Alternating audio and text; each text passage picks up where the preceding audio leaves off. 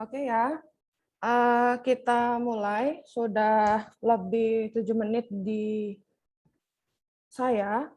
Saya lihat juga masih kurang sebetulnya mahasiswanya di kelas ini. Yang terdaftar terakhir di cyber saya itu ada 87. Nah, sekarang masih 76.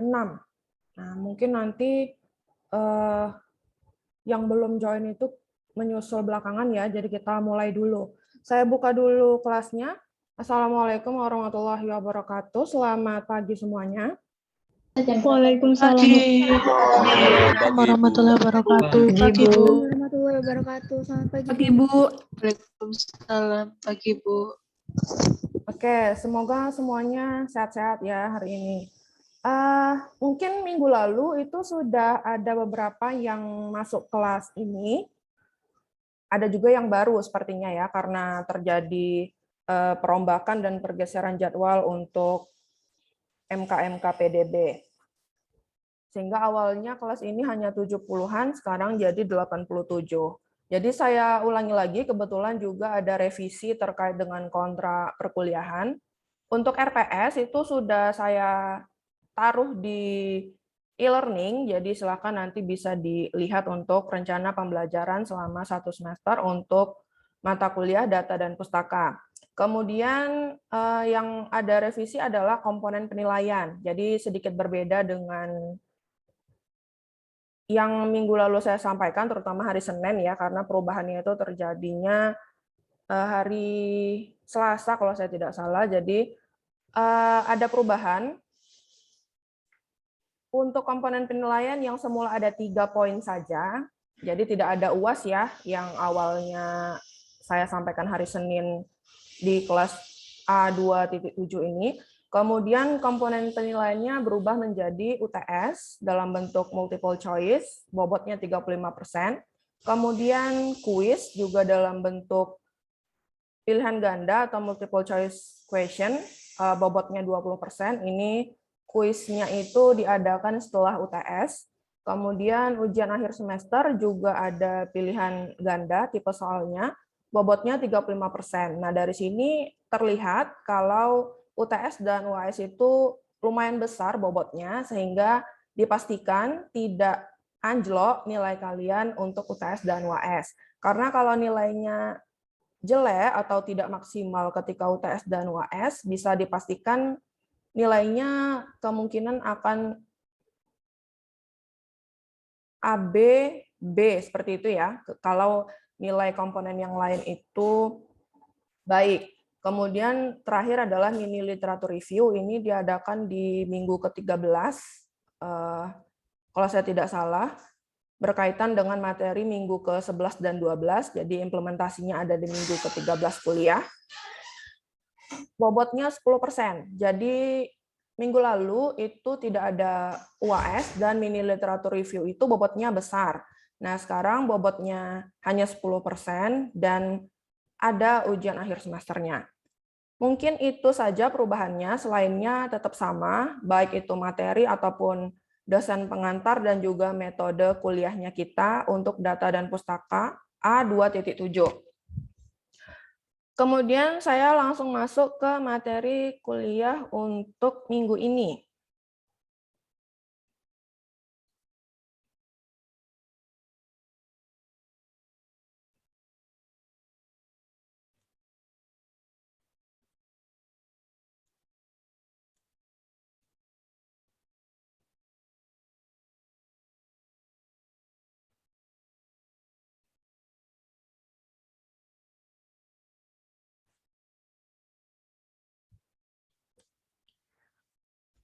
Seperti di kontrak kuliah, jadi hari ini kita akan membahas konsep dasar dalam statistik. Jadi minggu kemarin kita sudah membahas mengenai kenapa sih data dan pustaka ini harus kita pelajari, bagaimana contoh implementasi ketika kita menggunakan data dan juga informasi yang valid untuk membantu memberikan penilaian, dan lain-lain. Begitu juga termasuk siklus revolusi industri, big data, dan juga contoh-contoh dari big data. Nah, untuk minggu ini kita akan belajar mengenai konsep dasar yang digunakan di dalam statistik. Jadi, seperti yang kita tahu, statistik itu base-nya adalah sains, maka setiap variabel ataupun komponen-komponen yang ada di dalam statistik itu sifatnya adalah bisa dihitung, kemudian ada beberapa perhitungan yang bisa kita lakukan. Sebelum kita masuk ke perhitungan, tentu nanti ada beberapa variabel yang perlu kita perhatikan. Jadi sebelum menghitung, kita harus tahu dulu apa yang mau dihitung. Mana yang merupakan variabel yang penting, mana yang merupakan variabel yang bisa diabaikan, dan lain-lain. Jadi hari ini akan kita bahas dulu mengenai konsep-konsep dasar yang akan kita gunakan untuk menghitung dengan berbagai macam rumus yang ada di statistik. Oke, yang pertama yang akan kita pelajari adalah variabel, kemudian survei dan juga sensus, bedanya apa? Selanjutnya kita akan bahas populasi dan sampel.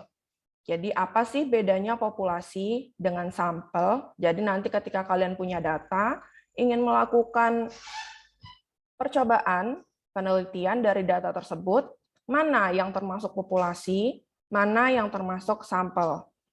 Kemudian selanjutnya akan kita bahas statistik dan juga parameter. Jadi apa bedanya? Nanti ada contohnya juga. Kemudian ada yang disebut dengan statistik deskriptif dan statistik inferensial. Bedanya apa? Bagaimana penggunaan statistik deskriptif dan juga inferensial untuk suatu kasus. Kemudian yang terakhir teknik sampling. Jadi sampling ini juga walaupun biasanya diterapkan random, acak ya sifatnya, tapi acaknya itu tidak murni acak sembarangan. Jadi ada juga beberapa teknik dalam statistik yang harus diterapkan.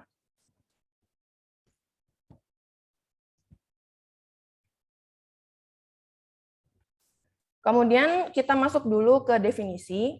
Ini paling awal ya, jadi kalian pastinya sudah tahu statistika itu apa. Minggu lalu juga sudah sempat kita bahas sedikit. Jadi statistika itu adalah cabang matematika terapan. Jadi bagian dari sains yang ada hitung-hitungannya, yang ada komputasinya, yang ada probabilitasnya. Mungkin ketika kalian SMA kemarin atau SMK sudah sempat mendengar kata-kata probabilitas, peluang, dan lain sebagainya. Nah, statistika itu adalah bagian dari matematika terapan yang berhubungan dengan proses pengumpulan, analisis, dan juga interpretasi data. Serta nanti ada beberapa metode seperti probabilitas yang kita gunakan di dalam statistika, terutama untuk mengukur atau mengira-ngira parameter yang cocok untuk teknik ataupun data yang kita punya itu seperti apa. Kemudian selanjutnya, mungkin ini untuk anak-anak yang dari kesehatan, dari FK, FKG, FKM, dan lain sebagainya. Ada yang dinamakan biostatistik atau biostatistika. Jadi ini spesifik statistika yang diterapkan pada ilmu-ilmu terkait dengan kesehatan. Untuk cabang-cabang lain selain dari kesehatan nanti bisa menyesuaikan. Misalnya dari ekonomi ada, kalau tidak salah saya, ada yang namanya ekonomika. Kemudian yang dari teknik ada yang namanya probabilitas, statistik, dan proses stokastik, dan lain sebagainya. Jadi nanti statistika ini memang sifatnya itu terapan yang bisa kita gunakan ketika kita berhubungan dengan berbagai bidang atau aspek tertentu. Kemudian kegunaan statistik, nah ini adalah contohnya ya, kegunaan statistik yang paling simpel. Yang pertama adalah informasi tentang karakteristik populasi. Contohnya, berapa angka mortalitas di populasi X? Kemudian, berapa angka BOR? BOR ini mungkin untuk anak-anak yang dari kesehatan sudah tahu. Untuk yang belum tahu, BOR ini adalah bed occupancy rate, jadi keterisian tempat tidur di rumah sakit. Jadi di sini pertanyaannya berapa angka BOR di RSA. Kemudian berapa prevalensi tuberkulosis di daerah Z? Berapa proporsi gizi buruk di kecamatan C atau kabupaten C atau kota C? Nah, ini adalah contoh-contoh pertanyaan yang jawabannya akan kita dapatkan setelah kita melakukan perhitungan dengan statistik. Jadi, dari data yang ada, tentu datanya banyak, tidak bisa kita ambil satu data dari tumpukan data tersebut, kemudian kita sajikan.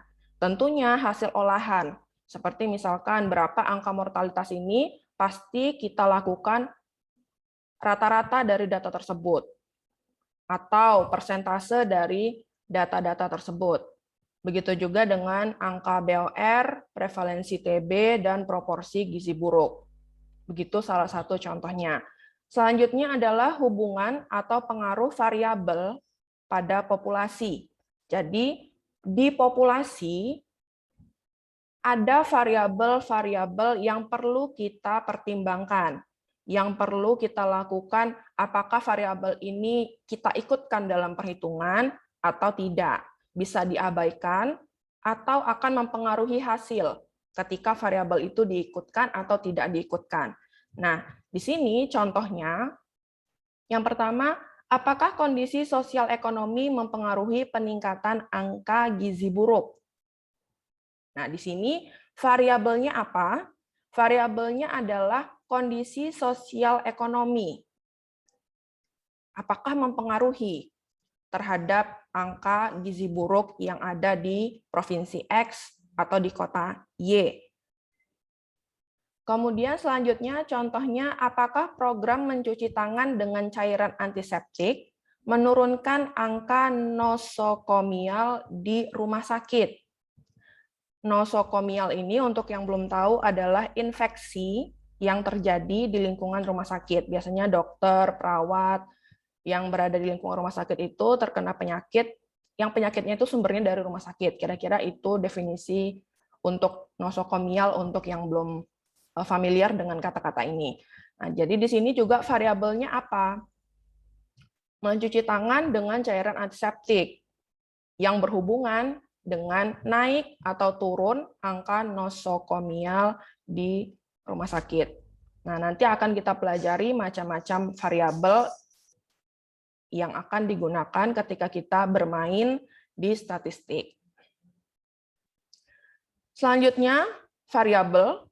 Jadi variabel ini juga banyak sekali jenis-jenisnya, banyak macam-macamnya. Tergantung nanti dari data yang kita punya, kemudian teknik statistik atau metode statistik yang kita gunakan, dan lain sebagainya. Jadi, apakah semua variabel ini akan digunakan ketika kita mengimplementasikan metode statistik untuk mendapatkan data dan informasi? Jawabannya adalah tidak. Tidak semua variabel akan kita gunakan di dalam mengolah data. Data tersebut bisa saja ketika kita menerapkan variabel A, B, C, hasilnya akan bagus.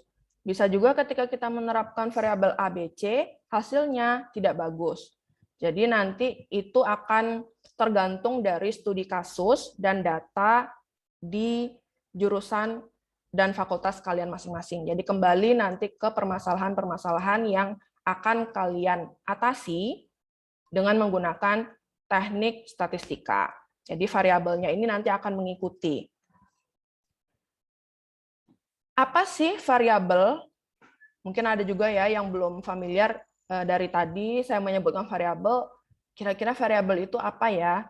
Nah, variabel adalah karakteristik subjek yang memiliki variasi atribut atau nilai. Variabel ini bisa juga berupa ciri, sifat, ukuran yang dimiliki oleh seseorang ataupun sesuatu, tidak mesti person, tapi juga bisa objek lainnya, baik itu benda mati, benda hidup yang lain seperti binatang, ayam, dan lain-lain sebagainya, yang bisa digunakan sebagai pembeda atau penciri antara satu dengan yang lainnya. Contohnya, jenis kelamin laki-laki, perempuan, atau pria, wanita. Ini adalah contoh variabel. Karena apa? Bisa menjadi pembeda atau penciri. Kemudian contoh selanjutnya adalah tekanan darah. 110, 115, 145, dan seterusnya. Ini juga termasuk variabel. Selanjutnya, contoh lainnya adalah umur, berat badan, pendidikan, pengetahuan, dan lain-lain. Jadi masih banyak. Banyak sekali variabel-variabel yang ada di data yang bisa kita gunakan. Tergantung nanti, misalnya kalian dari jurusan teknik akan berbeda variabelnya dengan jurusan ekonomi, misalkan seperti itu, dan lain sebagainya. Contohnya, dalam satu kasus, misalnya literasi digital terhadap buruh migran Indonesia. Nah, untuk teknik mungkin akan mengarah kepada bagaimana caranya kita memberdayakan buruh migran ini lewat marketing online. Nah, variabelnya adalah marketing online untuk buruh migran. Lain lagi dengan hukum. Fakultas Hukum akan menitikberatkan bagaimana undang-undang yang seharusnya disusun oleh pemerintah Indonesia terkait dengan buruh migran ini.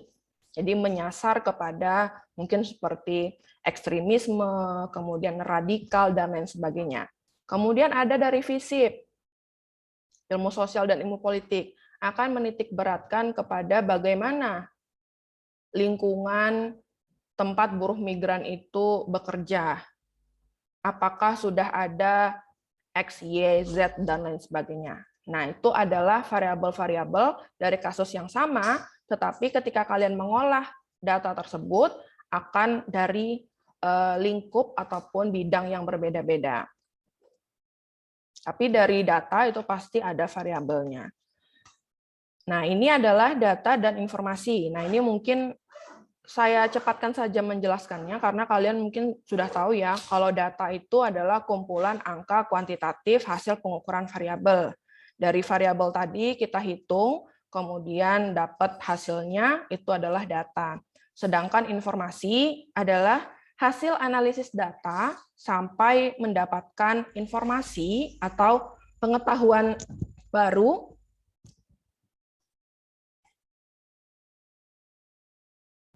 dari data tersebut. Contohnya di sini, subjek A, seks laki-laki, TB 165, BB 50 kilo, TDS 150 mmHg.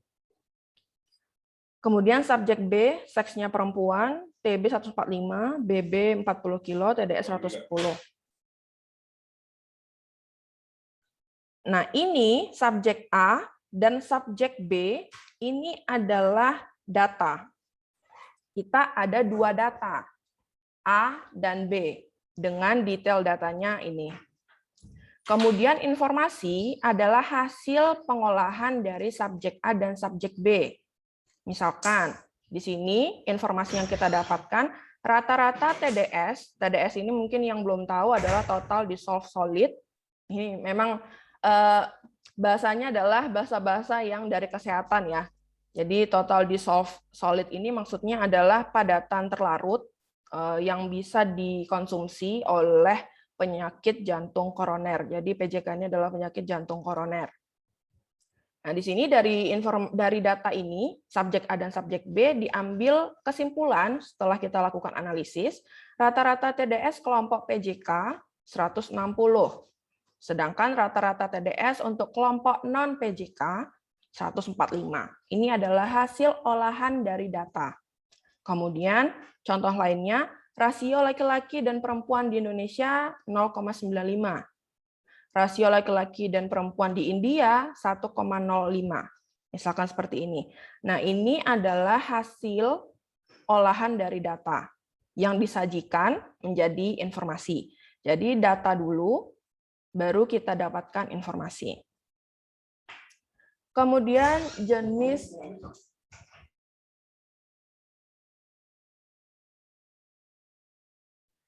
Kemudian jenis variabel. Jenis variabel ini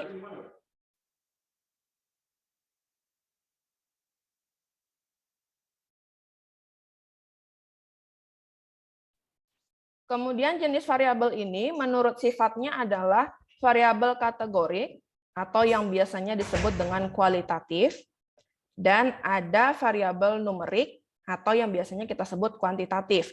Jadi mungkin kalian lebih familiar dengan kata-kata kualitatif dan kuantitatif. Itu tidak masalah, sebetulnya sama saja dengan kategorik dan juga numerik. Bedanya apa sih? Kalau variabel kategorik, ini adalah variabel hasil dari pengkategorian atau pengklasifikasian data. Ciri-cirinya variabel kategorik ini apa? Data dalam bentuk kata-kata. Jadi, kita punya data, tapi data tersebut tidak dalam bentuk angka, tapi dalam bentuk kata-kata. Namanya saja kualitatif ya. Kemudian, variabel kategorik atau kualitatif ini memiliki skala nominal dan juga ordinal. Nah, nominal dan ordinal nanti akan dijelaskan di slide selanjutnya. Contohnya, variabel agama. Islam, Hindu, Buddha, Kristen Katolik, Kristen Protestan, dan lain-lain. Tidak ada angka di dalam variabel tersebut, tapi termasuk variabel. Maka variabelnya termasuk ke dalam variabel kategorik atau kualitatif. Pekerjaan, dosen, petani, karyawan perusahaan, dan lain-lain. Juga tidak ada angka. Jenis kelamin, pendidikan, dan lain-lain. Sedangkan untuk variabel numerik atau kuantitatif, hasil pengukuran secara langsung atau perhitungan atau komputasi. Cirinya adalah datanya dalam bentuk angka.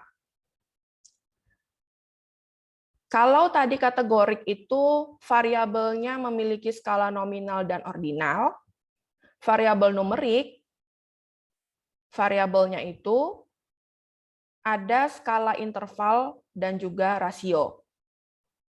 Nah, interval dan rasio juga nanti akan dijelaskan di slide berikutnya bersamaan dengan nominal dan juga ordinal. Contohnya, variabel umur. Ada angkanya. Umurnya 20 tahun, 18 tahun, 17 tahun, atau ketika umur itu dikelompokkan, 18 sampai 20, 30 sampai 40 tahun, dan lain-lain. Kemudian juga berat badan, tinggi badan, dan lain-lain. Jadi yang sesuai dengan deskripsinya variabel numerik atau kuantitatif ini, itulah contoh-contohnya. Jadi banyak sekali tergantung skopnya, yang jelas perbedaannya dengan variabel kategorik ataupun kualitatif.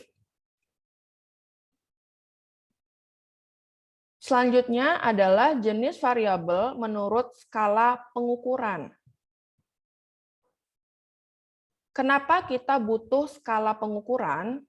Ketika kita bermain dengan data, kita mengolah, melakukan perhitungan, dan lain sebagainya, skala pengukuran ini kita butuhkan untuk mempermudah dalam pengolahan dan analisis dari data tersebut. Jadi kita butuh skala pengukuran tersebut untuk membantu kita mengolah dan juga menganalisis data, dan nanti menyajikan data tersebut ke dalam bentuk informasi. Skala pengukuran ada 4, yang tadi, skala nominal, ordinal, interval, dan rasio. Apa sih skala nominal, ordinal, interval, dan rasio itu? Kalau nominal, skala nominal, yang pertama, hanya untuk membedakan fungsinya. Tidak ada tingkatan. Jadi antara data yang satu dengan data yang lainnya berbeda, tapi tidak ada tingkatan ataupun ranking dari data tersebut. Jadi statusnya sama, sejajar untuk nominal. Kemudian ordinal, kalau skala ordinal, ini maksudnya apa? Berbeda dengan nominal. Ordinal ini datanya dikelompokkan dan ada tingkatannya, ada perankingannya, ada urutannya. Kemudian interval. Interval ini data yang kita miliki, ada urutan dan perbedaan jarak di antara data satu dengan data yang lainnya. Jadi urutannya itu mempengaruhi. Kemudian jarak antar data, kalau ada di data tersebut, juga mempengaruhi. Maka nanti akan termasuk ke dalam skala interval. Sedangkan rasio, ini kebalikan dari interval, hampir sama sebetulnya dengan interval, tapi ada nilai nol mutlak yang tidak bisa diganggu-gugat. Berbeda dengan interval. Interval ini tidak ada nol mutlaknya. Jadi ketika persepsi kalian mahasiswa dengan dosen mengolah data yang sama, maka ketika menggunakan interval penyajian data tersebut, bisa saja akan berbeda. Karena tidak ada acuan mutlak dari basic data tersebut. Kalau rasio, ini ada urutan, jarak antar data juga ada nilai nol mutlak yang menjadi patokan. Sehingga kalau kita mengolah data yang sama, kita sajikan dalam bentuk rasio, akan sama antara mahasiswa dengan dosen mengolah data yang sama. Nah, kenapa ada bermacam-macam skala ini? Skala ini, seperti yang sudah saya sampaikan di awal, tidak akan digunakan semua.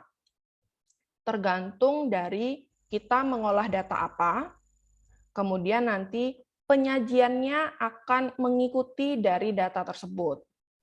Jadi misalkan rasio laki-laki dengan perempuan, banyak yang mana? Dari tahun berapa data tersebut? Nah, itu beberapa faktor yang akan mempengaruhi pengolahan data dan skala pengukuran ini. Oh, ternyata nanti ketika kita menghitung perempuan dan juga laki-laki di tahun 2020 antara Indonesia dengan Malaysia, maka kita bisa menyajikan data tersebut dalam bentuk rasio. Skala pengukurannya bisa kita lakukan juga dalam bentuk skala rasio. Jadi nanti kembali lagi implementasinya itu kalian gunakan tergantung dari data yang kalian miliki. Kemudian selanjutnya ada juga yang tergolong ke dalam variabel menurut hubungan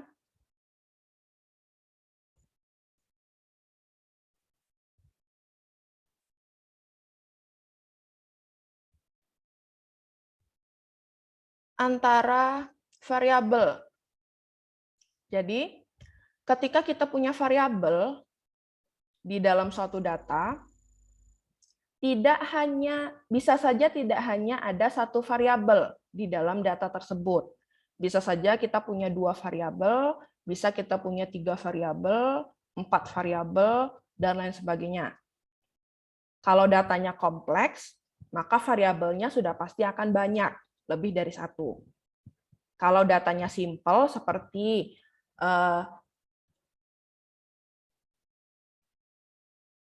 bagaimana hasil pembelajaran siswa kelas 3 SMA X.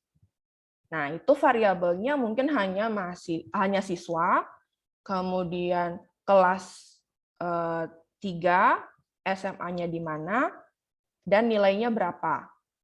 Variabelnya itu. Berbeda halnya dengan kalian melakukan perhitungan dengan data penduduk yang ada di kependudukan pemerintah. Pasti akan banyak sekali variabel-variabelnya. tinggal di mana, penghasilannya berapa tanggungan, dan lain sebagainya. Nah, itu termasuk variabel-variabel yang ada di kependudukan, yang jumlahnya juga lebih banyak daripada contoh sebelumnya yang hanya ingin mengetahui berapa rata-rata atau peningkatan nilai dari mahasiswa kelas X di sekolah ini. Kira-kira seperti itu. Yang pertama adalah variabel independen. Variabel independen ini disebut juga biasanya dengan variabel bebas. Kata kunci dari variabel independen adalah variabel yang berdiri sendiri.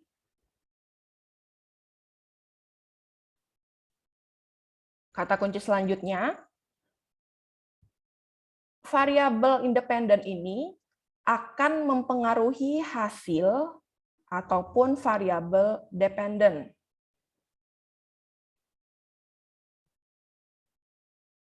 Jadi kalau kita melakukan perhitungan atau komputasi dengan variabel independen,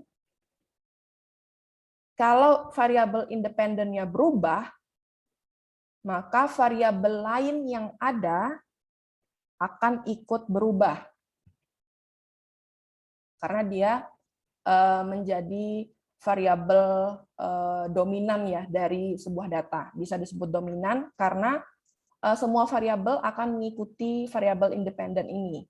Variabel independen ini tidak bergantung kepada variabel manapun. Variabel inti, variabel utama.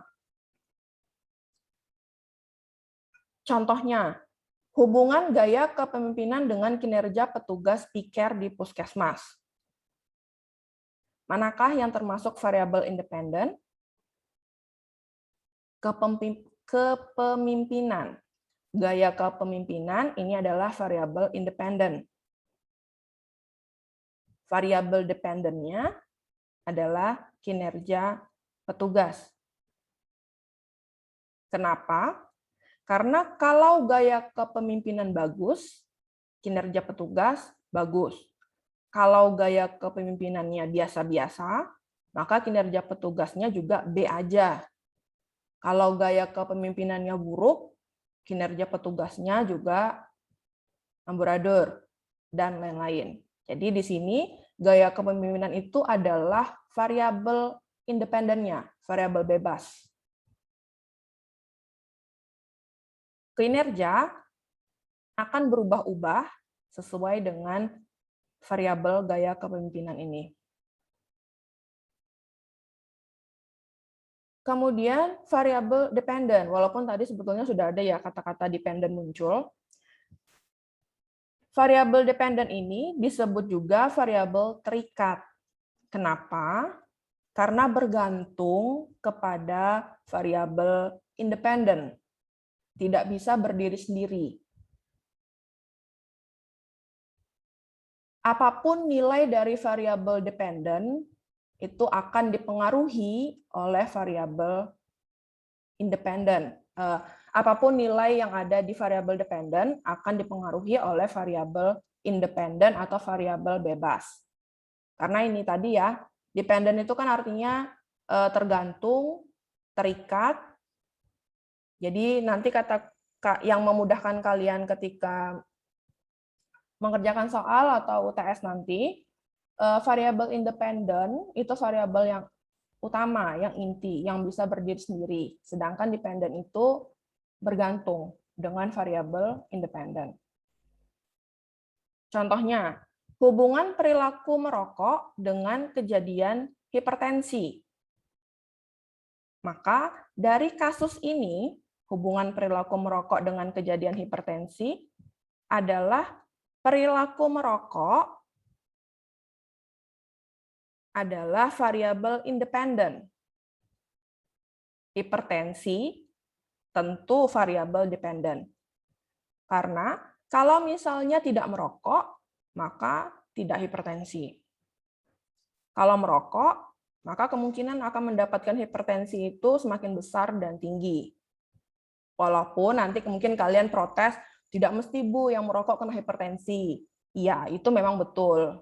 Pada konsep dan logikanya memang seperti itu. Tapi untuk contoh di sini yang menunjukkan mana variabel independen dan variabel dependen, kira-kira seperti itu. Jadi perilaku merokok ini merupakan variabel independennya, kejadian hipertensi sebagai efek dari perilaku merokok itu adalah variabel dependen.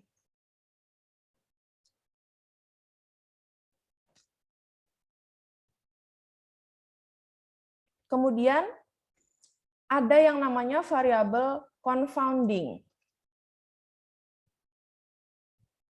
Ini sudah termasuk variabel yang tidak wajib ada di dalam data. Data tersebut ketika diolah bisa membutuhkan variabel confounding, bisa juga tidak. Jadi yang perlu kalian ingat sebetulnya adalah dua ini, independent dan dependent. Pastikan konsepnya dapat, dan ketika nanti ada contoh ataupun soal-soal, kalian mengerti mana yang termasuk variabel independen, mana yang termasuk variabel dependent. Untuk C dan selanjutnya ini adalah termasuk variabel yang boleh ada di data, boleh juga tidak. Jadi tergantung datanya. Variabel confounding ini apa sih? Apa bedanya dengan variabel independen dan dependent? Variabel confounding disebut juga dengan variabel perancu atau variabel pengganggu. Di variabel pun ada yang sifatnya mengganggu. Mengganggu ini maksudnya apa? Ketika ada variabel confounding di data kita, maka hasil yang kita peroleh terhadap data tersebut itu menjadi, gimana ya saya menjelaskannya? Kalau misalnya ada variabel confounding, jadi confounding ini akan berhubungan dengan variabel independen dan juga variabel dependen. Jadi variabel confounding ini ada hubungan dengan dua variabel utama yang ada di data. Tapi hubungannya ini bisa dibilang juga bukan orang ketiga, bukan variabel antara ya, bukan variabel antara di antara independen dan juga dependen, tapi punya dampak yang positif terhadap variabel paparan. Ada juga dampak yang diberikan terhadap variabel outcome.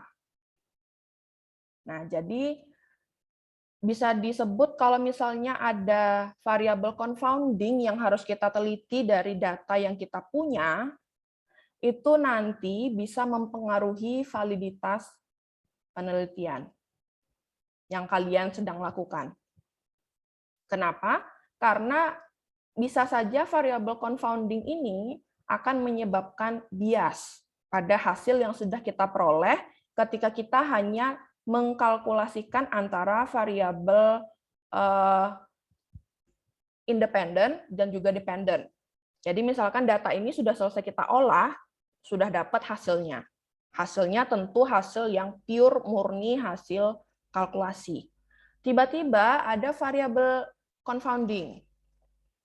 Ketika variabel confounding ini ikut serta ke dalam pengolahan data tersebut, yang sudah ada variabel independen dan dependennya, nah ini akan mempengaruhi hasil. Yang semula hasilnya sudah bulat X misalkan, atau 100%. Ketika variabel confounding ini masuk, bisa saja, oh ternyata kalau ini kita ikut sertakan ke dalam perhitungan, hasilnya jadi 70%. Atau 60%, atau bahkan lebih buruk.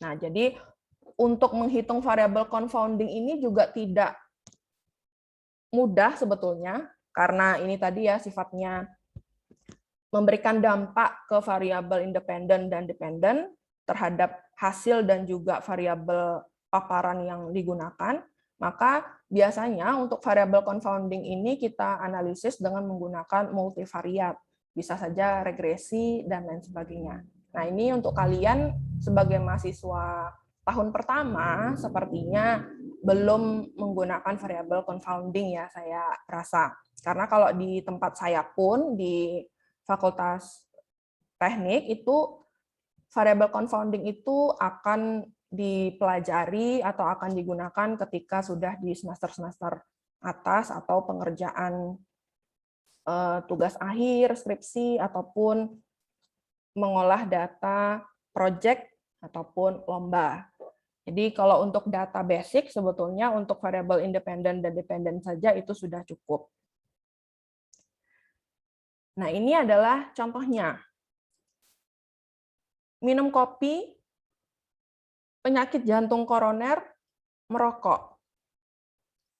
Bagaimana variabel confounding berperan atau bermain di dalam alur minum kopi, PJK, dan merokok ini? Kita misalkan kebiasaan merokok ini adalah variabel confounding-nya. Minum kopi adalah variabel independen. PJK adalah variabel dependen. Kebiasaan merokok tidak diidentifikasi ketika kita melakukan penelitian, kita identifikasi. Kalau merokok ini kita abaikan, maka mungkin akan ditemukan hubungan positif antara minum kopi dengan penyakit jantung koroner. Karena dari data misalkan yang suka minum kopi akan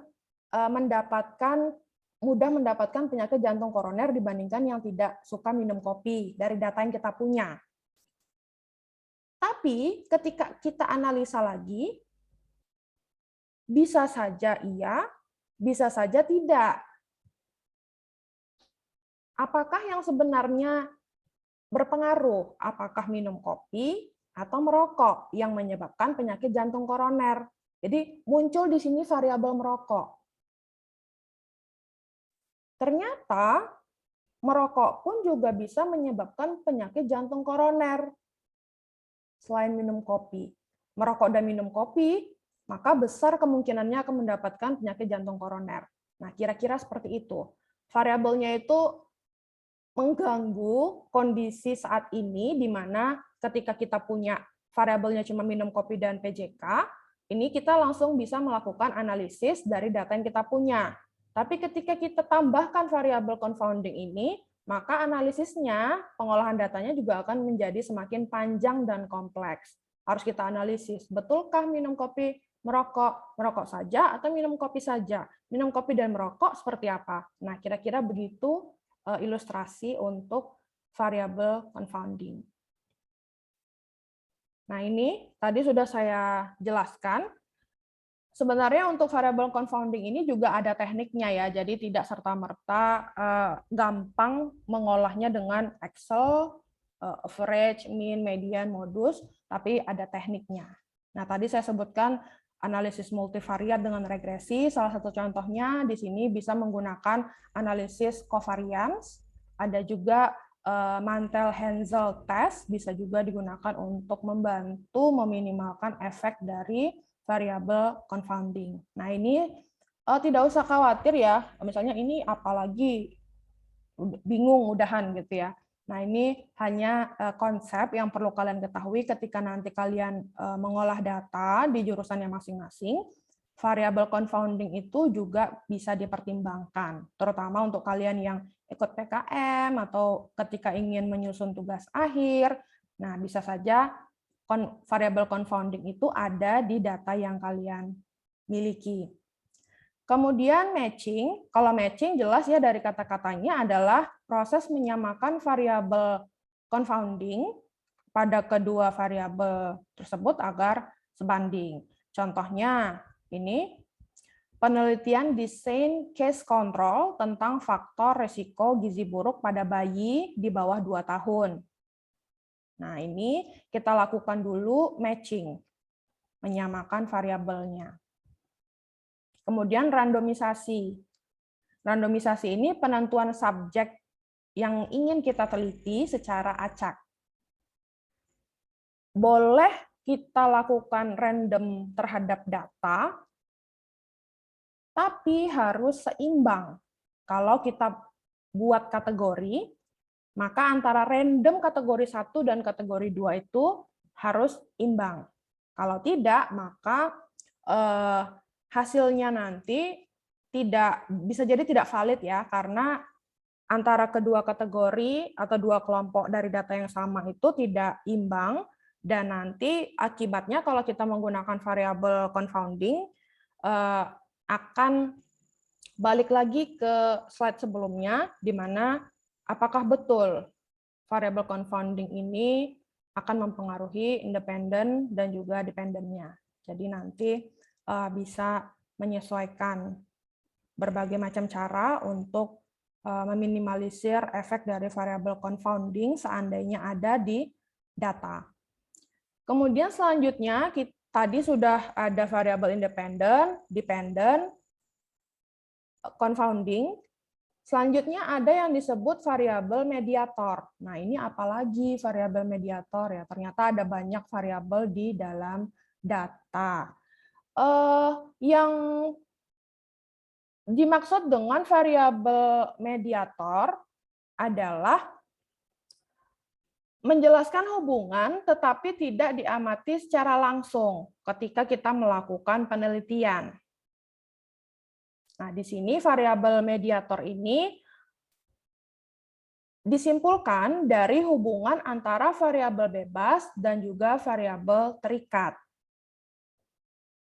Jadi nanti kalau misalnya ada variabel independen dan variabel dependen, maka kita bisa menyimpulkan hubungan antara variabel tersebut menjadi variabel mediator. Selanjutnya yang terakhir ini adalah variabel moderator. Variabel moderator itu adalah variabel yang memiliki kuat lemahnya hubungan antara variabel bebas dan juga variabel terikat.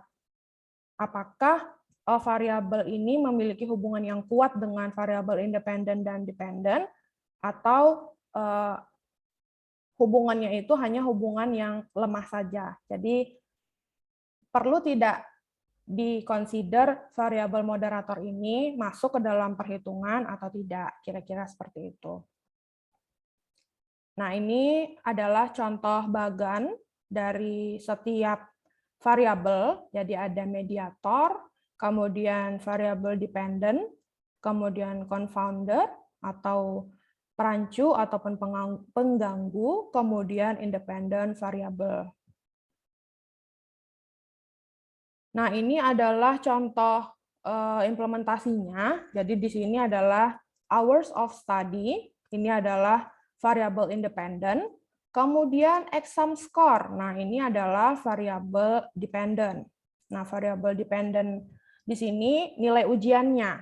Jadi ketika berapa banyak waktu yang digunakan oleh mahasiswa untuk mendapatkan exam score yang bagus, misalkan seperti itu. Nah, di sini ada variabel mediatornya. Variabel mediator di sini adalah berapa kali latihan soal-soal yang bisa terselesaikan. Nah, dari sini variabel mediator ini juga akan mempengaruhi exam score, selain juga hours of study.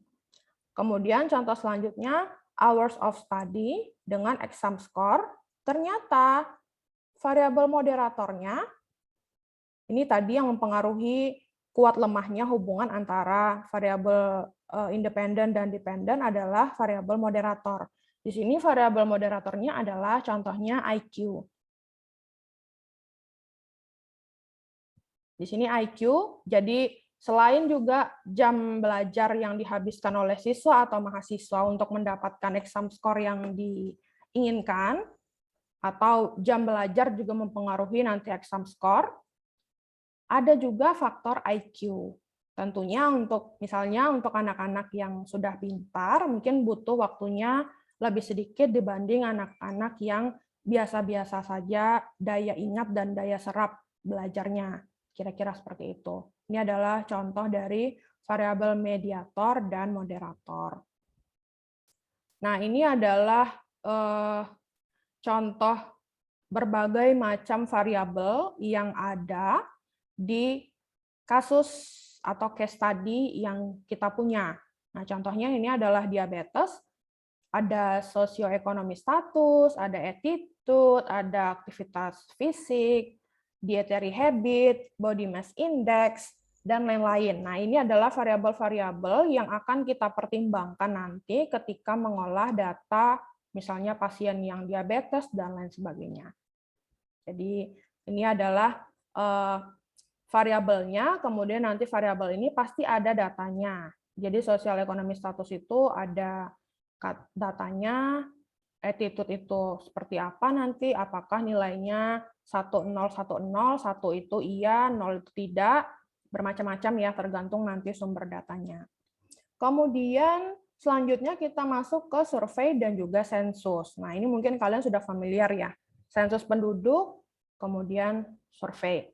Kalau sensus penduduk, seperti yang sudah kalian ketahui, merupakan proses pengumpulan data, pengolahan data, penilaian data, menganalisa, menyajikan, sampai nanti mendapatkan data dan informasi terkait dengan pendudukan pastinya.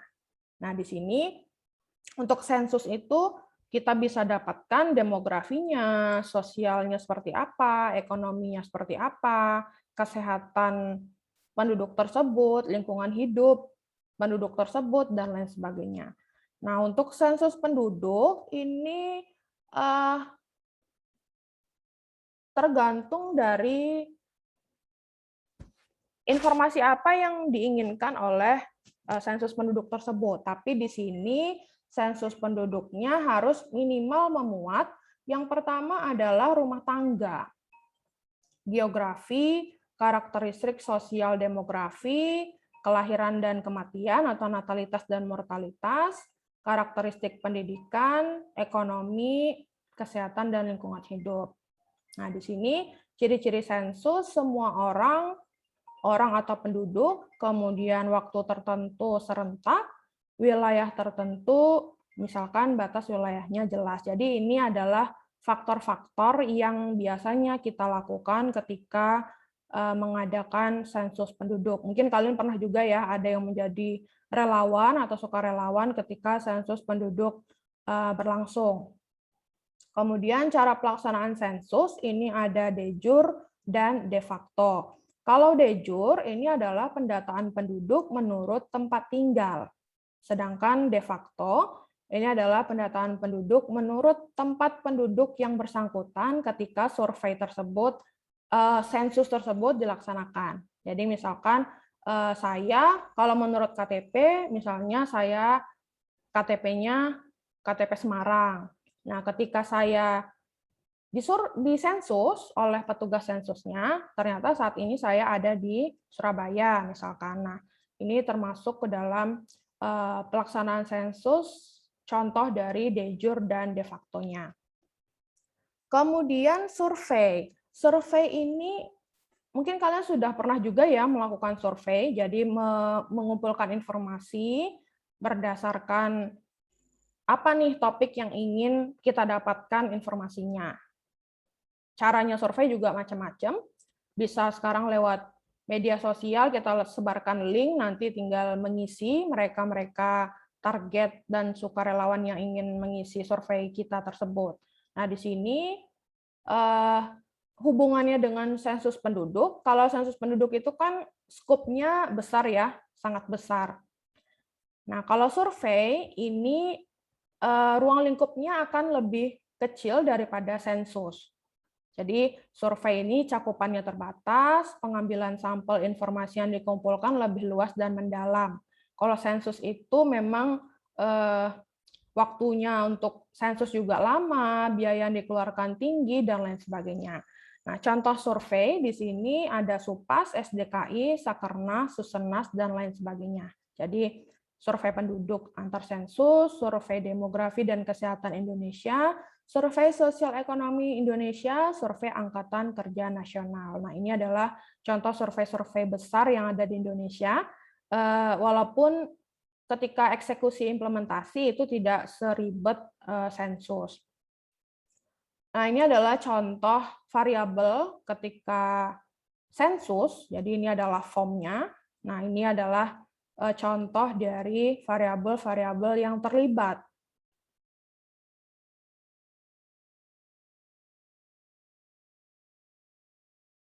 Jadi nanti ketika data ini sudah terkumpul, kemudian datanya diolah dan menghasilkan informasi. Ternyata penduduk Jawa itu lebih tinggi berapa persen dari penduduk Sumatera dan Sulawesi, misalkan seperti itu. Nah, ini adalah contoh implementasi statistik di dalam sensus penduduk. Kemudian survei. Nah, ini adalah contoh survei demografi dan Kesehatan Indonesia 2012. Nah, ini adalah contoh variabel-variabel yang terlibat di dalam survei demografi dan kesehatan. Nah, nanti seperti yang sebelumnya, ketika ini sudah kita dapatkan, nanti kita olah, kemudian dapatlah informasi yang diperoleh dari data tersebut. Kemudian kita masuk ke populasi dan sampel. Populasi dan sampel ini adalah faktor penting selain variabel yang biasanya kita gunakan untuk data. Populasi, mungkin ini juga sudah kalian ketahui dan kalian pelajari juga ya mungkin sebelumnya. Kalau populasi, ini kan lebih besar ya ruang lingkupnya dibandingkan sampel.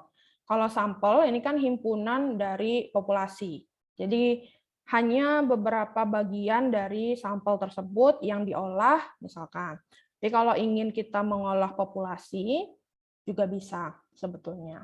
Bahkan kalau misalnya data populasi ini kita peroleh, itu bahkan lebih bagus ya ketika kita menggunakan sampel. Hasilnya juga akan lebih akurat. Hasilnya juga akan lebih mencerminkan. Kadang-kadang sampel ini juga kalau kita tidak bisa mengambil sampel yang baik dan benar, itu hasilnya akan memungkinkan sangat jauh dari realitas data dan informasi yang ada di populasi yang kita teliti. Nah, ini contohnya, siswa SD di sebuah sekolah berjumlah 350 siswa melakukan kegiatan kerja bakti di lingkungan sekolah dalam pengawasan guru wali kelas. Di antara siswa SD tersebut terdapat siswa berbaju rompi hijau yang merupakan siswa kader lingkungan di sekolah tersebut yang membantu guru dalam pelaksanaan kegiatan. Nah, kira-kira manakah populasi, manakah sampel dari contoh ini? Ada yang mau berpendapat? Saya, Bu. Saya, Bu. Oke, Fadilah dulu, silakan Fadilah. Fadilah tadi bukan, dari F Vokasi. Febrianti Nurfadila. Febrilianti Nurfadila. Ya, kalau menurut saya yang populasi itu yang siswanya. Yang berjumlah Populasi siswa, kalau sampel? yang berbaju rompi hijau. Oke. Selanjutnya mungkin saya ke Rizky Nur Aziza. Iya, Bu. Terima kasih atas waktunya. Menurut saya untuk populasi sendiri yaitu siswa yang berjumlah 350, sedangkan untuk sampelnya itu satu orang siswa yang berbaju rompi hijau. Gitu, Bu. Terima kasih. Oke, sudah paham ya? Diturunkan dulu raise hand-nya. Nanti ada soal selanjutnya. Jadi sudah betul ya, populasi adalah 350 siswa SD. Sampel adalah siswa yang berbaju rompi hijau.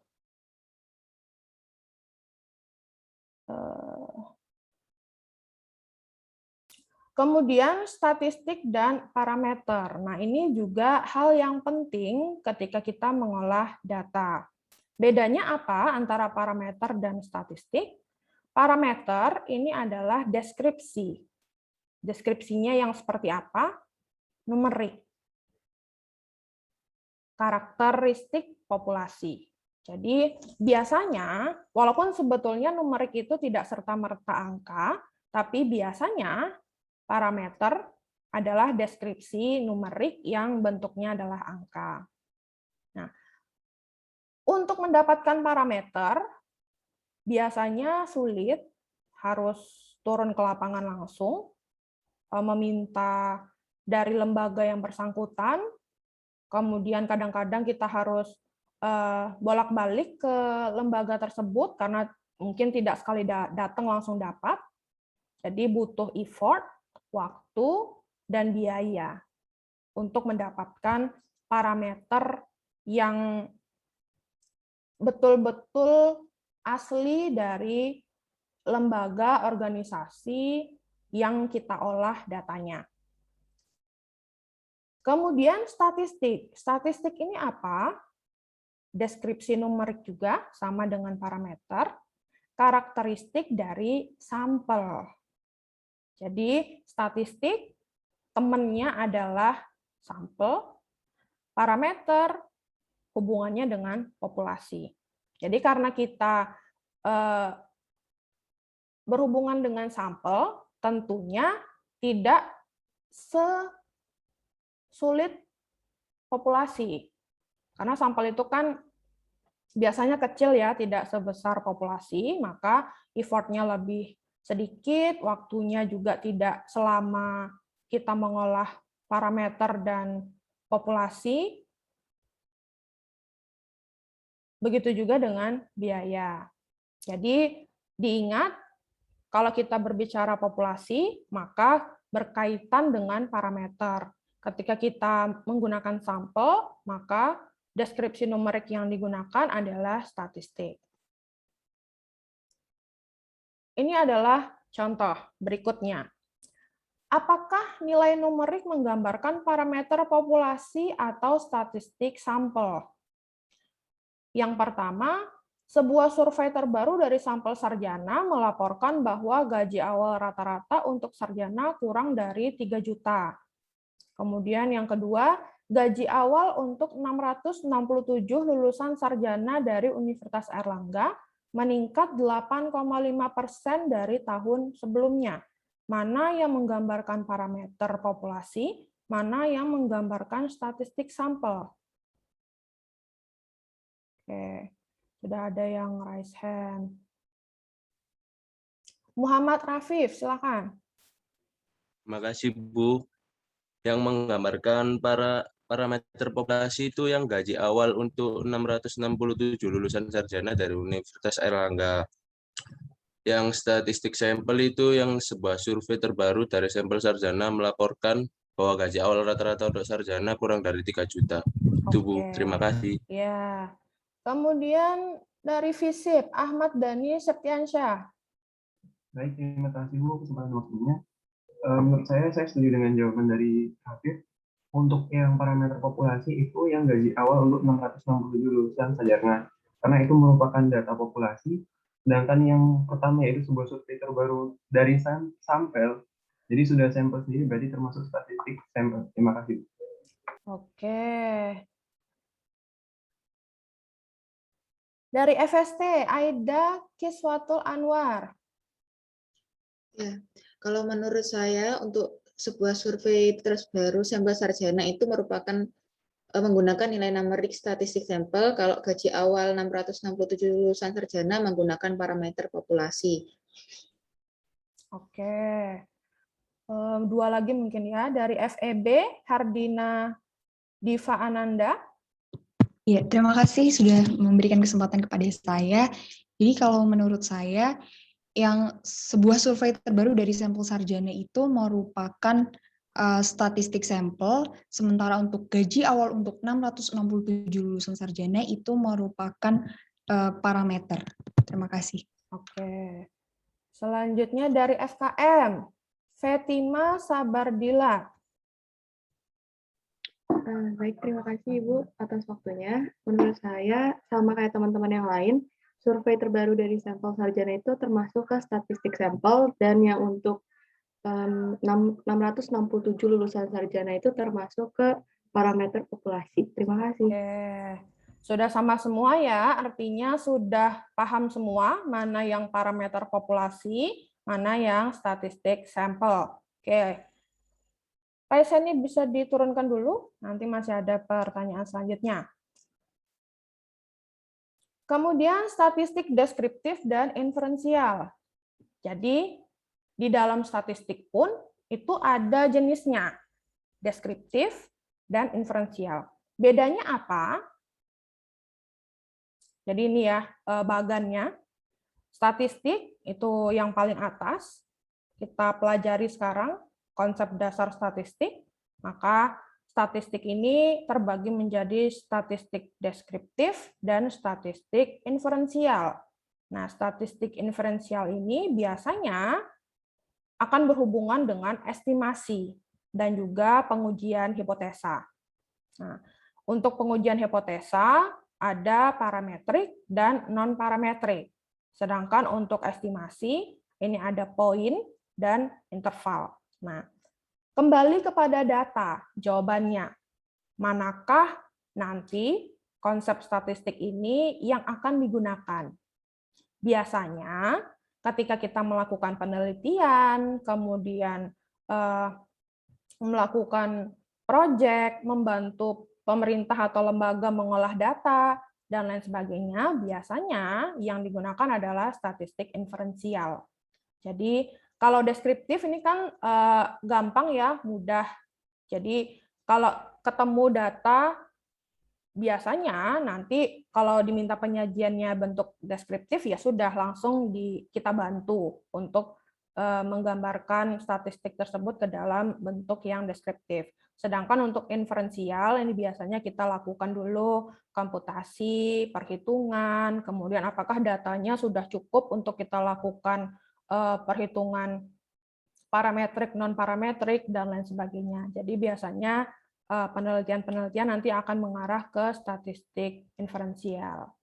Tapi bukan berarti statistik deskriptif ini tidak akan digunakan. Tetap akan digunakan sesuai dengan konteks datanya masing-masing. Apa yang diolah, kemudian sesuai dengan jurusan kalian nanti, data apa yang kalian dapatkan, dan lain-lain. Nah, di sini statistika deskriptif ini berkaitan dengan pengumpulan data, pengolahan, penyederhanaan, penyajian, analisis secara deskriptif. Nah, analisis secara deskriptif ini sudah pasti dari data tersebut kita bisa mendapatkan mean, median, modus. Jelas ya, tinggal kita ambil rata-ratanya, ambil nilai tengah, ambil nilai yang paling sering muncul, atau misalnya ketika kita memiliki data, bisa kita sajikan secara deskriptif. Kemudian kita bisa menunjukkan di mana posisi kuartil, persentil data tersebut.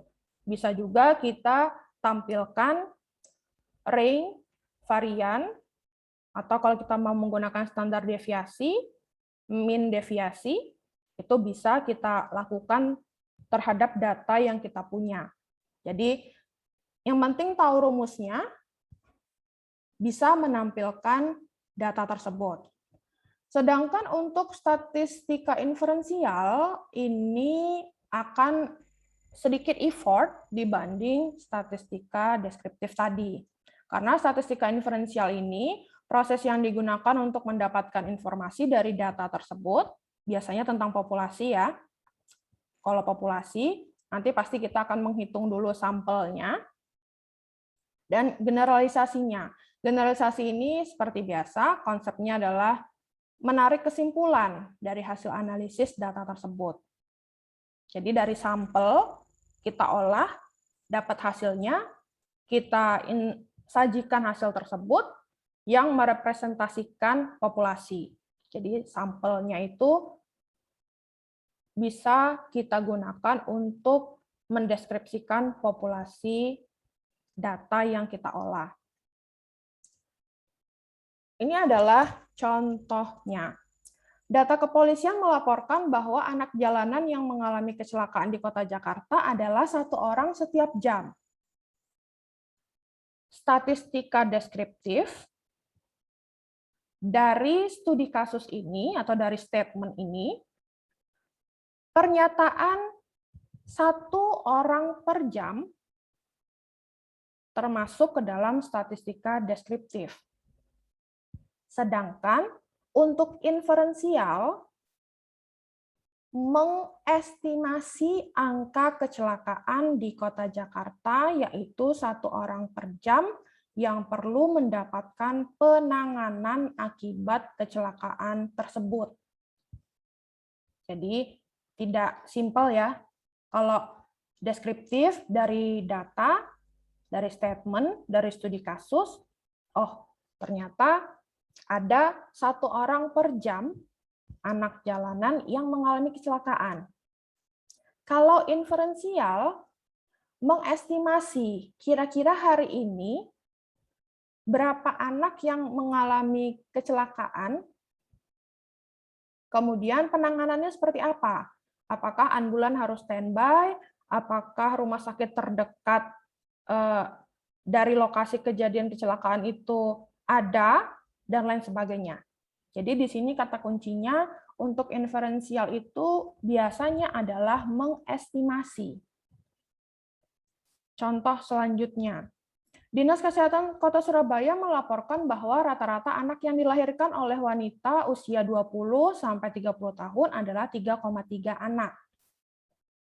Statistika deskriptif langsung mengambil dari statement atau studi kasusnya. Rata-rata anak yang lahir dari wanita usia 20 sampai 30 tahun adalah 3,3 anak. Itu adalah tergolong statistika deskriptif.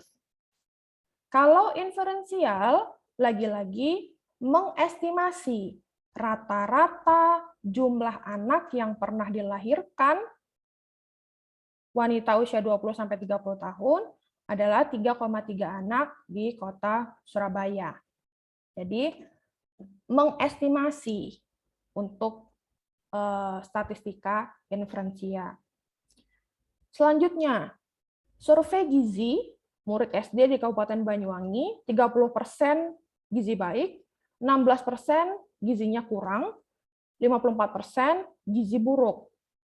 Dari sini, statistika deskriptif pasti angka persentase dari survei gizi tersebut, 30% baik, 16% kurang, 54% buruk.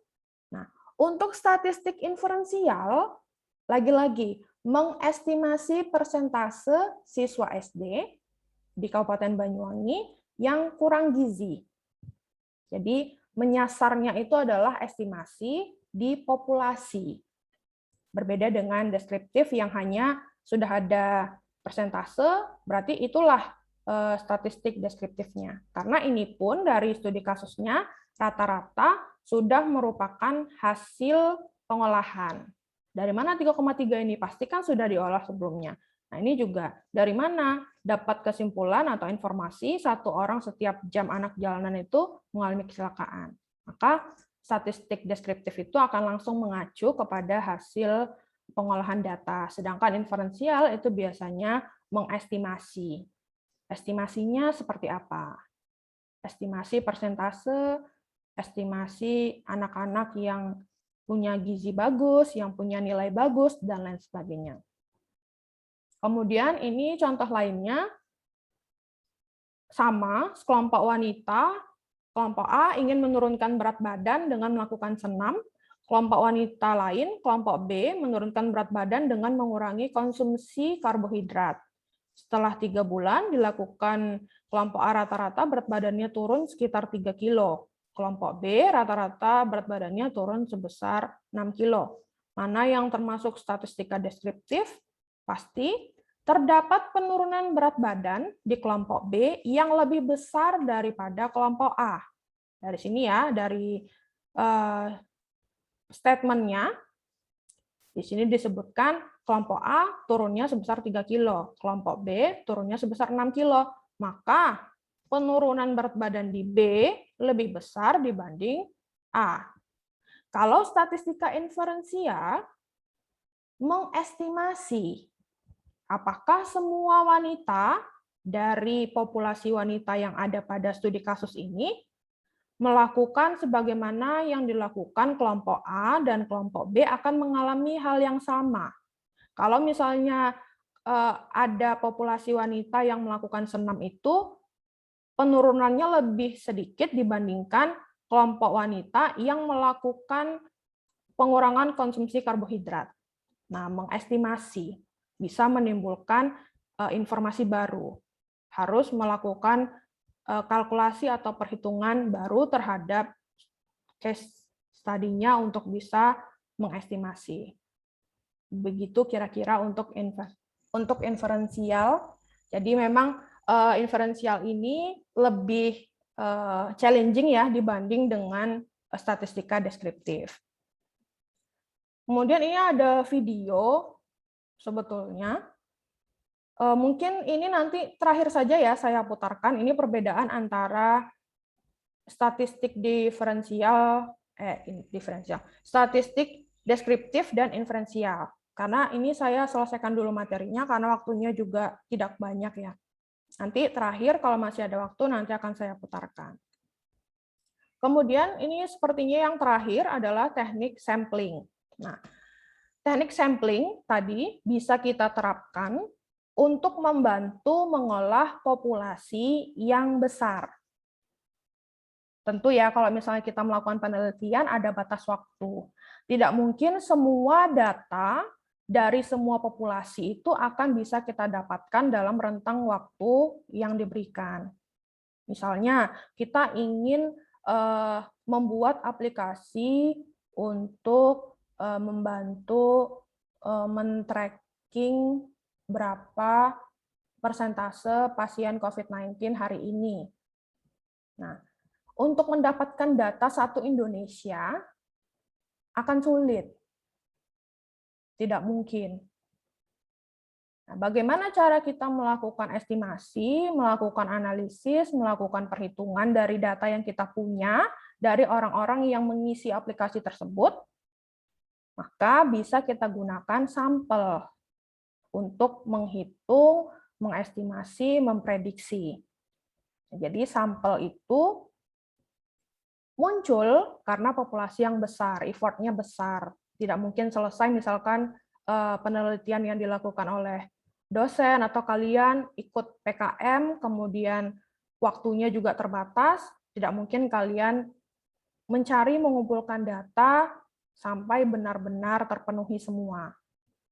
Nah, di sini karena ada keterbatasan peneliti, keterbatasan kita, saya dosen, ada penelitian, keterbatasan kalian nanti ketika kalian ikut-ikutan lomba atau PKM dan sebagainya, maka bisa kita gunakan sampel yang merupakan bagian dari populasi tersebut.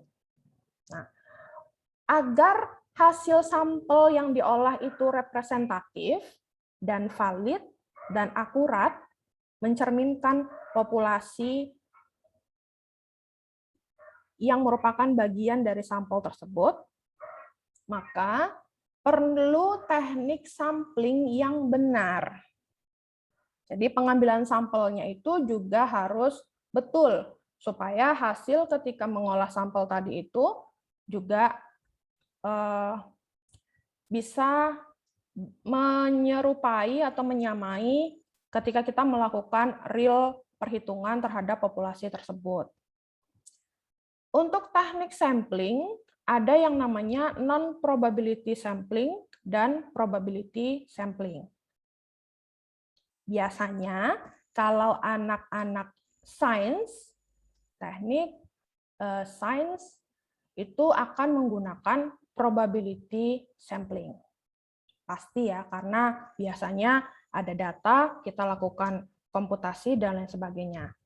Tapi mungkin untuk anak-anak di luar sains, non-probability yang akan digunakan. Jadi tidak harus probability sampling, tapi bisa non-probability sampling atau kombinasi dari non-probability dan probability. Tergantung dari case study dan data yang ada. Bedanya apa? Kalau non-probability sampling ini tidak ada rumusnya, jelas. Kalau probabilitas, ada rumus. Tidak menggunakan konsep peluang, probability, ada konsep peluangnya. Probability, analisis, inferensial, ada uji statistiknya. Kalau non-probability, analisis deskriptif, tidak melalui uji statistik. Nah, ini adalah contohnya ya untuk sampling non-probability. Jadi ada sampling aksidental, ada sampling kuota, ada sampling purposive. Nah, jadi nanti sama seperti jenis-jenis variabel tadi, teknik sampling ini juga nanti tergantung dari data yang kita punya. Jadi tidak semua teknik sampling itu diaplikasikan ke data yang kita punya. Hasilnya juga berbeda-beda antara teknik sampling satu dengan teknik sampling yang lain. Tidak mungkin kita gunakan semua teknik sampling yang ada. Ini contoh teknik sampling probability sama seperti non-probability. Untuk sampling probability itu ada sederhana, berlapis, dan juga kelompok. Nah, kita langsung saja ke contoh, tambahan yang terakhir, multi tahap ya. Kita langsung ke contoh supaya mudah dipahami. Untuk sampling acak sederhana, ini contohnya, simple random sampling. Nah, ini biasanya yang paling sering digunakan ya, karena mudah. Jadi untuk populasi yang homogen, mudah dikerjakan. Ini. Jadi dari sini data populasi yang kita punya, kita ambil sampelnya, random. Nah, contohnya, nah ini. Kalau misalnya saya punya nama mahasiswa dari urutan 1 sampai 48, dengan menggunakan simple random sampling, ya sudah, saya pilih nomor 20, nomor 40, nomor 29. Atau 1, 13, 48. Jadi random. Dan homogen. Homogen di sini maksudnya apa? Semua yang ada di sini adalah daftar mahasiswa. Tidak ada dosen, tidak ada orang tua wali, tidak ada rektorat, tidak ada dekan, dan lain sebagainya. Jadi posisinya juga sejajar. Dari sini saya langsung ambil acak. Berbeda nanti kalau misalnya di dalam sampel ini ada berbagai macam data. Jadi datanya sifatnya heterogen, bukan homogen lagi. Kemudian selanjutnya adalah stratified random sampling. Nah, ini untuk yang heterogen populasinya. Bagaimana caranya? Kita beri dulu pembagi. Ada lapisannya. Dari populasi, kita berikan lapisan, layer. Nah, dari layer, kita pilih beberapa sampel. Layer pertama, kita pilih 3, layer kelima, kita pilih 2, dan seterusnya. Ini adalah contoh dari stratified random sampling. Saya ambil dari layer yang pertama, atau kategori yang pertama, saya ambil dari yang kedua, saya ambil dari yang keempat. Ini adalah stratified random sampling untuk data yang heterogen. Berbeda implementasinya dengan yang datanya homogen. Kemudian selanjutnya ada yang disebut dengan cluster random sampling. Cluster random sampling ini seperti namanya, kita membuat cluster terhadap data sampel tersebut. Ini juga diterapkan untuk data yang heterogen.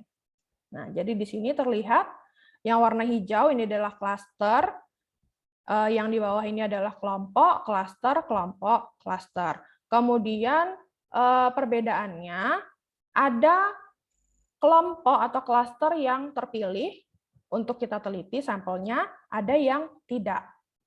Jadi tidak semua klaster itu digunakan untuk tahap selanjutnya, yaitu pengolahan datanya. Ini adalah contoh klaster. Jadi punya section 1 sampai section 5, yang saya ambil dari section ini hanya section 1 dan section 5. Maka ini termasuk ke dalam klaster random sampling. Jadi yang section lainnya bisa saya abaikan, atau saya gunakan 4 dan 3. Yang lainnya saya abaikan. Jadi nanti klaster yang dipilih pun harus merepresentasikan data dari populasi. Kemudian ada multi-stage random sampling. Nah, ini klaster di dalam layer. Jadi tadi kita buat layer, kemudian di dalam layer itu ada klasternya. Nah, di sini klaster 4 unit sampelnya. Di layer kedua tidak ada klaster dan sampel yang terpilih. Di layer ketiga ada klaster dan juga sampel yang terpilih. Di layer keempat, lapisan keempat ada. Di lapisan kelima tidak ada. Ini juga termasuk salah satu teknik sampling. Nah, penggunaannya tadi lagi-lagi dikembalikan ke data. Bagaimana data yang kita punya? Apa yang harus ada? Apa yang harus ada, apa yang harus diolah. Nah, maka nanti dari sana kita bisa menentukan manakah teknik sampling yang cocok. Nah, ini adalah contoh dari systematic random sampling. 8, 28, 48. Atau mungkin saya tambahkan 18, 38. Itu juga termasuk systematic random sampling. Sampelnya tersebar secara uniform. Kenapa saya pilih 8, 18, 28, 38, dan 48? Karena mungkin yang pertama ada angka 8. Kode dari penomoran sampelnya. Atau 8 ini termasuk bilangan genap yang habis dibagi berapa, yang modulonya berapa. Nah, itu termasuk salah satu teknik ketika kita menentukan teknik sampling yang tepat. Ini contohnya 8, 28, 48, dan seterusnya. Kalau nanti datanya ada 1.000.000, berarti nanti data terakhir adalah yang di belakangnya 8, 9998, seperti itu. Nah, ini yang terakhir, sebetulnya ini mungkin kalau yang sudah buka e-learning itu sudah terlihat ya di forum diskusi, itu ada saya buatkan forum diskusi untuk pertemuan hari ini, jadi silahkan kalian tuliskan pendapat kalian, jawaban kalian tentang gambar ini atau slide ini. Mana yang termasuk variabel, mana yang termasuk, apakah termasuk survei atau sensus, kemudian apakah populasi atau sampel, parameter atau statistik, deskriptif atau inferensial, teknik samplingnya kira-kira probabilitas atau non-probabilitas. Jadi silakan kalian lihat di e-learning-nya untuk slide ini, di slide yang ke-57 kalau saya tidak salah ini. Kemudian kalian tuliskan jawaban kalian di forum diskusi tersebut. Soalnya menurut saya variabel dari ini adalah X. Termasuk ke dalam kategori survei, misalkan. Yang diteliti karena kelompok minoritas, maka mungkin sampel. Yang paling cocok, statistik, inferensial. Teknik samplingnya, probabilitas. Kira-kira seperti itu ya, contoh dalam menjawab latihan hari ini. Jadi ini latihan ya, bukan tugas. Jadi silakan kalian lihat PPT-nya, kemudian kalian tuliskan jawaban kalian untuk pertanyaan nomor 1 sampai 6 di forum diskusi. Kira-kira itu untuk hari ini yang bisa saya sampaikan terkait materinya konsep dasar statistik. Sebetulnya kembali lagi nanti implementasinya itu terhadap data yang kalian olah. Jadi yang saya sampaikan hari ini itu hanya konsepnya. Ternyata variabel itu ada banyak jenisnya. Teknik sampling ada banyak jenisnya. Apakah perlu digunakan semua? Bagaimana cara menentukan apakah teknik sampling yang cocok itu yang cluster atau cukup yang kelompok atau layer dan lain-lain. Jadi nanti itu akan kembali ketika kalian mengimplementasikan, mengolah data, punya project, ada datanya, atau ketika kalian nanti ikut PKM, atau ujung atau endingnya adalah ketika kalian mengerjakan tugas akhir. Kira-kira seperti itu. Jadi nanti tentunya kalian ketika punya project, ikut PKM, bekerja sama dengan lembaga ataupun instansi ketika kalian PKL, praktek kerja lapangan, atau magang industri, MBKM, nah nanti disesuaikan dengan data yang kalian punya, kemudian biasanya kan kalian harus konsultasi dulu ke dosen pembimbing atau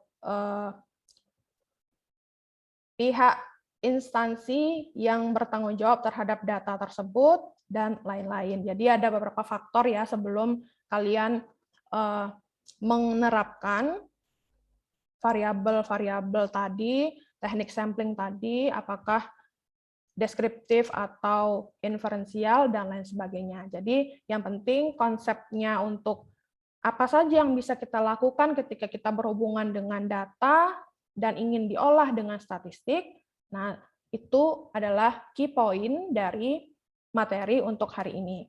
Untuk video, karena waktunya juga sudah mau habis ya, tinggal 1 menit, nanti silahkan kalian play sendiri saja di e-learning-nya. Itu ketika kalian klik play itu akan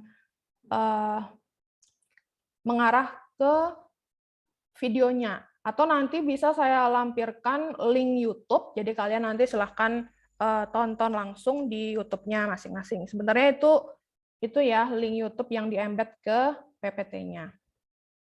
Oke. Apakah ada yang mau ditanyakan sebelum saya tutup? Mungkin 1 pertanyaan saja ya, karena sudah habis waktunya. Nanti kelas setelahnya tidak bisa masuk kalau Zoom-nya belum ending. Tadi ada yang resen? Ya, silakan. Samara Aulia Sandi. Dari fakultas apa, Samara? Saya dari FISIP, Bu, Prodi Ilmu Komunikasi. Oke. Saya ingin bertanya tentang buku referensi, Bu. Jadi itu kan di Google Drive ada banyak ya, Bu, bukunya. Iya, betul. Nah, buku yang kira-kira digunakan untuk semester ini tuh yang mana saja ya, Bu? Terima kasih. Oke. Pertanyaan Samara bagus ya. Jadi memang di link Google Drive itu ada banyak sekali e-book PDF yang sudah kita sediakan. Bukan saya yang menyediakan, tapi seluruh tim dosen yang mengajar mata kuliah data dan pustaka. Jawabannya adalah tergantung dari topik materi yang disampaikan untuk minggu tersebut. Jadi, e-book yang dipakai itu menyesuaikan dari topik materi yang disampaikan di mata kuliah data dan pustaka. Jadi tidak hanya ada 1 e-book yang digunakan. Misalkan, hari ini kita membahas konsep dasar statistik. E-book yang digunakan adalah e-book yang pertama. Kemudian minggu depan, misalkan kita membahas regresi analisis multivariat. Tidak ada di e-book pertama, ada di e-book ketiga, khusus untuk materi analisis multivariat tersebut. Jadi nanti kalian ketika download e-booknya dari link Google Drive tersebut, kalian buka, kemudian kalian sesuaikan. Oh, ternyata materi basic statistik hari ini ada di e-book pertama. Atau mungkin nanti juga ada di e-book kedua. Tapi materi minggu depan tidak ada di e-book pertama dan e-book kedua, adanya di e-book keempat dan e-book kelima.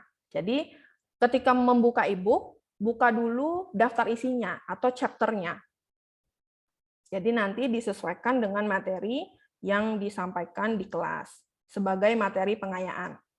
Kira-kira seperti itu ya. Ya, baik, Bu. Terima kasih, Bu. Oke, sudah ya? Oh, masih ada pertanyaan. Oke. Mayang, silahkan. Hari ini untuk presensinya dari Hebat e-learning ya, Bu? Iya, betul. Tadi ada yang menghubungi saya kalau tidak bisa masuk Zoom lewat Hebat. Jadi dia manual minta link sama temennya gitu. Jadi bagaimana? Oke. Berarti masih ada ya yang belum bisa lewat presensi mahasiswa PUSMI di kelas ini. Iya. Coba saya ingin tahu ada berapa orang, coba raise hand yang tidak masuk ke kelas ini lewat PUSMI.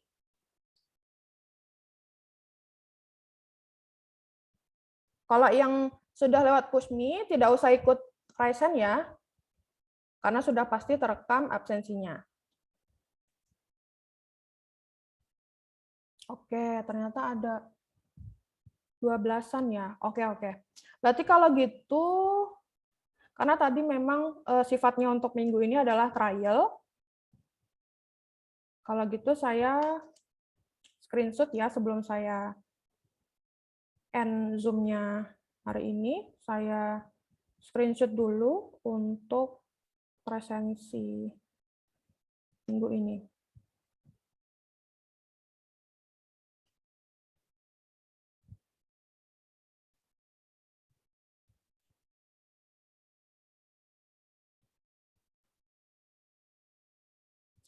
Oke, sudah saya screenshot. Nanti saya absenkan di saya untuk ke e-learning-nya. Jadi nanti untuk yang belum masuk lewat PUSMI, nanti akan saya bantu untuk presensi otomatis di e-learning. Kira-kira seperti itu ya. Ada lagi yang ingin ditanyakan atau sudah cukup?